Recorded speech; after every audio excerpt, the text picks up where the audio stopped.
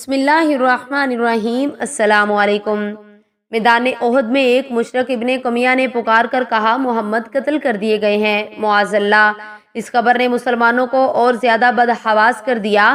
ایسے میں کسی صحابی نے کہا اب جب کہ حضرت صلی اللہ علیہ وسلم قتل ہو چکے ہیں تو ہم لڑ کر کیا کریں گے؟ اس پر کچھ صحابہ نے کہا اگر اللہ کے رسول شہید ہو گئے تو کیا تم اپنے نبی کے دین کے لیے لڑو گے تاکہ تم شہید کی حیثیت سے اپنے خدا کے سامنے حاضر ہوں؟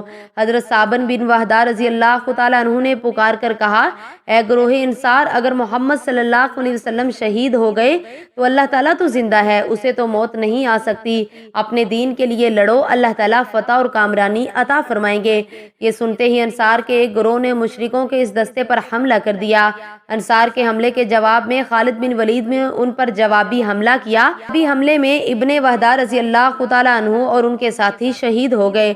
دوسری طرف مسلمانوں کے تتر بتر ہو جانے کی وجہ سے مشرکوں کے گروہ نے نبی کریم صلی اللہ علیہ وسلم پر حملہ کر دیا۔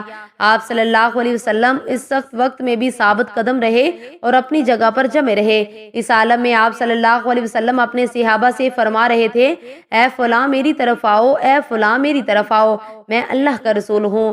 ہر طرف سے آپ صلی اللہ علیہ وسلم پر تیروں کی بوچھاڑ ہو رہی تھی۔ اس حالت میں ان تیروں سے اللہ تعالیٰ نے آپ صلی اللہ علیہ وسلم کی حفاظت فرمائی۔ اس نازک وقت میں صحابہ کرام کی ایک جماعت آپ کے گرد جمع ہو رہی۔ یہ جماعت مشرکوں کے مسلسل حملوں کو روک رہی تھی، خود کو پروانوں کی طرح نبی کریم صلی اللہ علیہ وسلم پر قربان کر رہی تھی۔ ان میں حضرت ابو طلحہ رضی اللہ تعالیٰ عنہ بھی تھے۔ وہ دشمن کے وار اپنی ڈھال پر روک رہے تھے۔ وہ بہت اچھے تیر انداز تھے، نشانہ بہت پختہ تھا، چنانچہ دشمنوں پر مسلسل تیر بھی چلا رہے تھے اور کہتے جاتے میری جان آپ پر فدا ہو جائے، میرا چہرہ آپ کے لیے ڈھال بن جائے۔ نبی کریم صلی اللہ علیہ وسلم کو کسی مسلمان کے ترکش میں تیر نظر آتے تو اس سے فرماتے اپنا ترکش ابو طلحہ کے سامنے الٹ دو۔ حضرت ابو طلحہ رضی اللہ تعالیٰ عنہ نے اس روز اس قدر تیر اندازی کی کہ ان کے ہاتھ سے 3 کمانیں ٹوٹ گئی۔ حضور اکرم صلی اللہ علیہ وسلم کو دشمن کو دیکھنے کے لیے سر اوپر کرتے تو حضرت ابو طلحہ پکار اٹھتے اے اللہ کے رسول آپ اپنا سر اوپر نہ کریں، کہیں کوئی تیر آپ کو نہ لگ جائے۔ پھر خود پنجوں کے بل حضور اکرم صلی اللہ علیہ وسلم کے بالکل سامنے آ جاتے تاکہ حضور صلی اللہ علیہ وسلم محفوظ رہیں، کوئی تیر لگے تو مجھ کو لگے۔ اس دوران نبی کریم کے پاس جو کمان تھی اس کا نام کتوم تھا۔ کمان کا ایک سرا ٹوٹ گیا۔ اس وقت صحابہ کرام علیہ وسلم کے آس پاس جو صحابہ کرام موجود تھے انہوں نے دشمنوں سے زبردست جنگ کی۔ ان میں حضرت سعد بن ابی وقاص رضی اللہ تعالیٰ عنہ بھی تھے۔ یہ بھی زبردست تیر انداز تھے۔ یہ کہتے ہیں کہ نبی اکرم صلی اللہ علیہ وسلم تیر اٹھا اٹھا کر مجھے دے رہے تھے اور فرماتے جاتے تھے اے سعد تیر اندازی کرتے جاؤ، تم پر میرے ماں باپ قربان ہو۔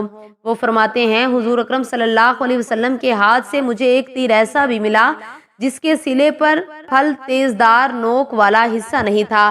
آپ صلی اللہ علیہ وسلم نے دیکھ لیا کہ تیر کا پھل نہیں۔ آپ صلی اللہ علیہ وسلم نے ارشاد فرمایا یہی تیر چلاؤ۔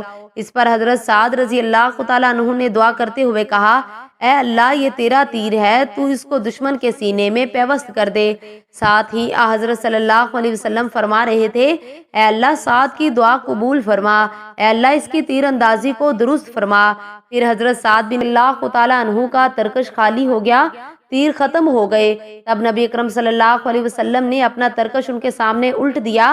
حضرت سعد رضی اللہ تعالیٰ عنہ پھر تیر چلانے لگے۔ کہا جاتا ہے کہ حضرت سعد بن ابی وقاص رضی اللہ تعالیٰ عنہ مستجاب الدعوات تھے، یعنی ان کی ہر دعا قبول ہوتی تھی۔